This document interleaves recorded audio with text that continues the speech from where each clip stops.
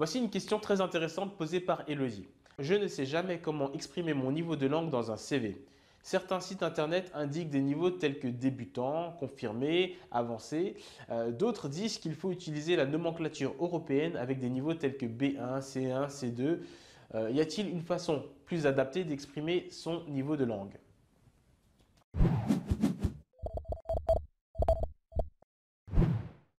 Il y a plusieurs choses à dire à ce sujet. D'abord, même si la plupart des sites internet vous disent qu'il faut absolument préciser le niveau de langue dans votre CV, ce n'est pas toujours nécessaire.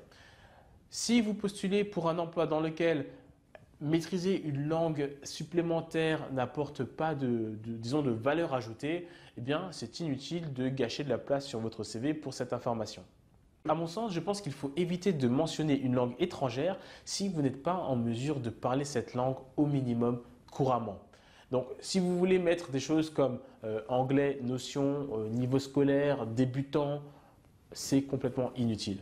Parce que vous ne serez pas recruté sur ce critère, donc vous faites simplement du remplissage et ça ne sert à rien.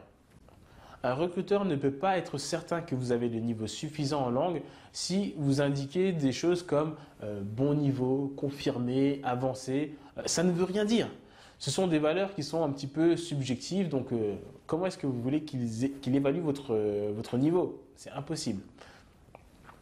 Si votre niveau d'anglais se limite à Brian is in the kitchen, alors ne parlez même pas de l'anglais, hein, parce qu'on ne va pas vous confier des missions pour lesquelles l'anglais est important si vous êtes à peine capable de demander un sandwich. Donc de même, je vois parfois dans les CV des choses comme français, langue maternelle. Donc si vous êtes dans un pays francophone, ce n'est pas la peine de préciser que vous parlez bien le français. C'est quelque chose qui est sous-entendu. Voilà, ne dites pas que vous maîtrisez la langue du pays officiel, c'est vraiment inutile. Pour en venir à la nomenclature européenne, c'est un vrai problème. Et je trouve ça assez rageant de voir qu'il y a des gens qui se disent faisons une nomenclature que les recruteurs et les chefs d'entreprise ne comprennent pas. Pour avoir discuté avec des centaines de recruteurs, il y a très peu, je dirais, 5 à 10% des recruteurs qui savent de quoi il s'agit lorsque vous dites « j'ai un niveau C2 en anglais ». Donc par pitié, si vous êtes étudiant, n'utilisez pas cette nomenclature que seuls les professeurs de langue étrangère comprennent. Alors, comment expliquer efficacement votre niveau? Voici les 3 seuls niveaux que vous pouvez exploiter. Courant, bilingue ou langue maternelle.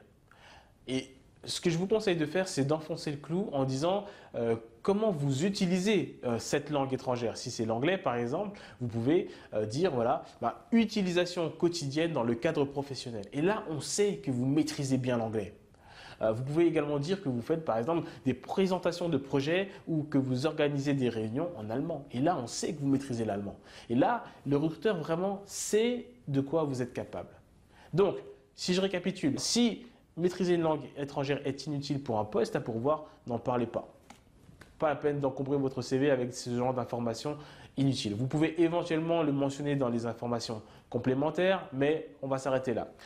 Si la langue est très importante et que vous n'avez pas au minimum un niveau courant, eh bien, vous allez perdre votre temps à postuler car le recruteur, de toute façon, lui va tester votre niveau de langue et là, vous serez grillé. Ça arrive tous les jours. Donc, n'utilisez pas la nomenclature européenne parce que le recruteur est obligé d'aller sur Google pour savoir de quoi il s'agit. Et honnêtement, c'est un petit peu vague quand même, donc vraiment à éviter. Courant, bilingue ou langue maternelle, rien d'autre. Précisez également dans quel contexte vous utilisez la langue étrangère et voilà, vous aurez été en mesure d'exprimer efficacement votre niveau de langue dans votre CV.